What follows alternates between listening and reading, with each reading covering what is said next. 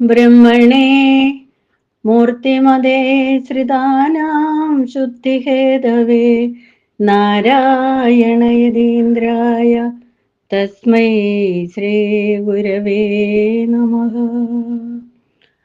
ഓം ഗുരുർബ്രഹ്മാ ഗുരുർവിഷ്ണു ഗുരുർദേവോ മഹേശ്വര ഗുരു സാക്ഷാത് പരം ബ്രഹ്മ തസ്മൈ ശ്രീ ഗുരവേ നമഃ.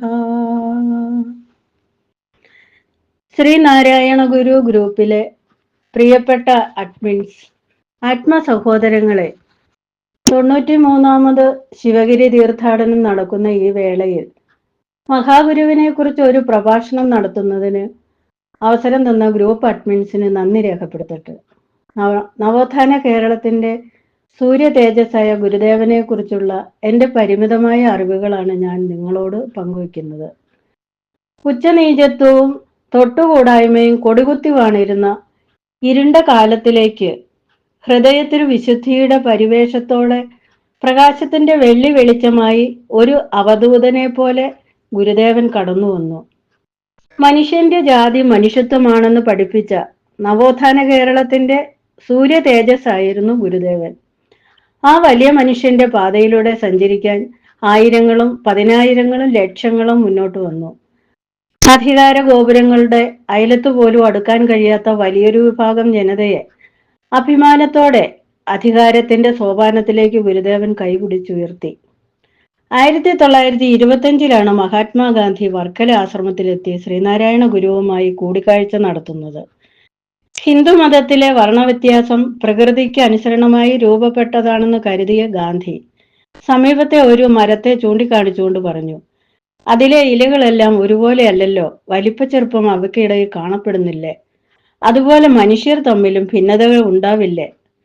ഗാന്ധിജിക്ക് ഗുരു നൽകിയ മറുപടി ഇങ്ങനെയാണ്: എല്ലാ ഇലകളുടെയും ചാറിനും സത്തിനും ഗുണവും മണവും ഒരുപോലെയാണെങ്കിലും അവയുടെ വലിപ്പച്ചെറുപ്പത്തെ നിയന്ത്രിക്കുന്നത് സൂര്യപ്രകാശവും മണ്ണിൽ നിന്നും വേരുകൾ വലിച്ചെടുക്കുന്ന ജലത്തിന്റെയും ധാതുക്കളുടെയും ലഭ്യതയ്ക്കനുസരിച്ചുമാണ്.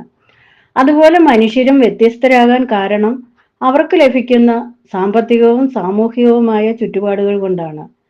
പ്രത്യക്ഷത്തിൽ വ്യത്യസ്തരായി കാണുമെങ്കിലും ഗുണപരമായി എല്ലാം ഒന്നു തന്നെ. ജാതി എന്നത് ബ്രാഹ്മണ്യത്തിന്റെ സൃഷ്ടിയാണെന്നും വലിയൊരു വിഭാഗം മനുഷ്യർ അനുഭവിക്കുന്ന സാമൂഹ്യ സാമ്പത്തിക രാഷ്ട്രീയ പിന്നോക്കാവസ്ഥയ്ക്ക് കാരണം ജാതിയാണെന്നും വളരെ ലളിതമായി അവതരിപ്പിക്കുകയായിരുന്നു ശ്രീനാരായണ ഗുരു. അരുവിപ്പുറം ശിവപ്രതിഷ്ഠ ഒരു ചരിത്ര വിസ്ഫോടനമായിരുന്നു. നെയ്യാറ്റിലെ കയത്തിൽ മുങ്ങി ഗുരു പൊക്കിയെടുത്ത് അന്ന് പ്രതിഷ്ഠിച്ചത് ആധുനിക കേരളത്തെയാണ്. വിഗ്രഹപ്രതിഷ്ഠ ബ്രാഹ്മണന്റെ ഏറ്റവും വലിയ അധികാരമായിരുന്നു. എന്നാൽ അരുവിപ്പുറം ശിവപ്രതിഷ്ഠയിലൂടെ ഗുരു അധികാര കേന്ദ്രത്തെ അടിച്ചു തകർത്തു. സവർണാധിപത്യത്തിന്റെ അടിക്കല്ലുകൾ ഇളകുന്നതിന്റെ ഒച്ചയാണ് അക്കാലത്ത് കേരളം കേട്ടത്. അരുവിപ്പുറം ശിവപ്രതിഷ്ഠ ഇളക്കിവിട്ട പരിവർത്തനം കൊടുങ്കാറ്റിന്റെ ശക്തി ആർജിച്ച് കേരളത്തെ ചലിപ്പിച്ചു. ജാതിയിൽ നിന്നും മുക്തി നേടാനുള്ള പ്രധാന മാർഗമായി ഗുരു കണ്ടത് വിദ്യാഭ്യാസത്തെയാണ്. തലമുറകളായി തുടർന്നു പോന്നിരുന്ന എല്ലാ അജ്ഞതയ്ക്കും കാരണം നിരക്ഷരതയാണെന്ന് ഗുരു മനസ്സിലാക്കിയിരുന്നു. മെഴുവേലിയിൽ ക്ഷേത്രപ്രതിഷ്ഠ നടത്താൻ ക്ഷണിക്കപ്പെട്ടു ചെന്ന ഗുരു അവിടെ പള്ളിക്കൂടം പ്രതിഷ്ഠിക്കാനാണ് തയ്യാറായത്. അങ്ങനെ സ്ഥാപിക്കപ്പെട്ട സ്കൂളാണ് പിന്നീട് മൂളൂർ മെമ്മോറിയൽ ഹൈസ്കൂളായി ഉയർന്നത്. അവനിവനെന്നറിയുന്നതൊക്കെയോർത്താൽ അവനിയിലാദിമമായൊരാത്മരൂപം അവനവനാത്മസുഖത്തിനാചരിക്കുന്നവയവരന്നു സുഖത്തിനായി വരേണം. ഞാനും നീയും തമ്മിൽ ഭേദമില്ലെന്ന് ഗുരുവിന്റെ ഈ വാക്കുകളിലാണ് ശരിയായ അദ്വൈതം കുടികൊള്ളുന്നത്. ഒരു സന്യാസിക്ക് ലോകത്തിന് നൽകാവുന്ന ഏറ്റവും നല്ല ഉപദേശമാണത്. അരുവിപ്പുറം ശിവപ്രതിഷ്ഠയ്ക്കും വില്ലുവണ്ടി സമരത്തിനും പിന്നാലെയുണ്ടായ നവോത്ഥാന വിപ്ലവമാണ് പിൽക്കാലത്ത് കേരളത്തിന്റെ സാമൂഹ്യ രാഷ്ട്രീയ സാംസ്കാരിക മാറ്റങ്ങൾക്കെല്ലാം കളമൊരുക്കിയത്. കേരളത്തെ ആധുനികവൽക്കരിക്കാൻ ഗുരു സ്വീകരിച്ച മാർഗങ്ങളെക്കുറിച്ച് ഇന്നും വളരെ കുറച്ചു പേർക്ക് മാത്രമേ പഠിക്കാൻ കഴിഞ്ഞിട്ടുള്ളൂ.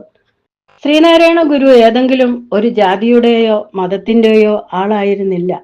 മനുഷ്യജാതിയും മനുഷ്യ സ്നേഹവുമായിരുന്നു അദ്ദേഹത്തിന്റെ ആശയങ്ങൾക്ക് അടിസ്ഥാനം.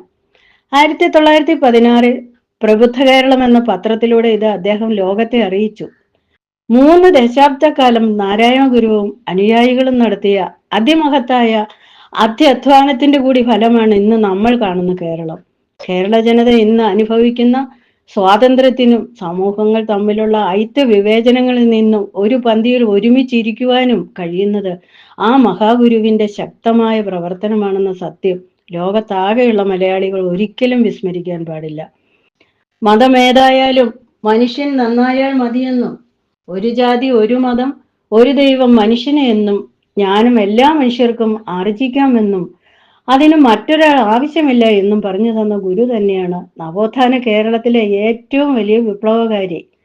ഇന്നീ കാണുന്ന സ്വാതന്ത്ര്യവും സ്വാഭിമാനവും കുറച്ചുനാൾ മുന്നേ വരെ നമ്മളിൽ പലർക്കും ഉണ്ടായിരുന്നില്ലെന്നുള്ള നഗ്ന സത്യവും ഗുരുവെന്ന പോരാളിയുടെ നിരന്തരമായ പരിശ്രമവും ത്യാഗോജ്വല പോരാട്ടങ്ങളും കൊണ്ടാണ് നാം ഇതൊക്കെ അനുഭവിച്ചുകൊണ്ടിരിക്കുന്നതെന്നതും പലരും മറന്നിരിക്കുന്നു. അക്കൂട്ടരെ പോലെയുള്ളവരുടെ കണ്ണും കാതും തുറന്നിരുന്നെങ്കിൽ എന്ന് ആശിച്ചു പോകുന്നു. അത് ഓർമ്മപ്പെടുത്തുന്നതിന് ഏറ്റവും അനുയോജ്യമായ ഈ സമയം തിരഞ്ഞെടുത്തതിൽ ശ്രീനാരായണ ഗുരു ഗ്രൂപ്പ് അഡ്മിൻ അംഗങ്ങളെ ഹൃദയപൂർവ്വം അഭിനന്ദിച്ചുകൊള്ളുന്നു. ഇനിയും ഇതുപോലെ മഹാഗുരുവിന്റെ അപദാനങ്ങളെക്കുറിച്ച് പങ്കുവെക്കുവാൻ നമുക്ക് ഓരോരുത്തർക്കും അവസരങ്ങൾ ഉണ്ടാകട്ടെ എന്ന് ആത്മാർത്ഥമായി പ്രാർത്ഥിക്കുന്നു. ഓം ശ്രീനാരായണ പരമഗുരവേ നമഃ.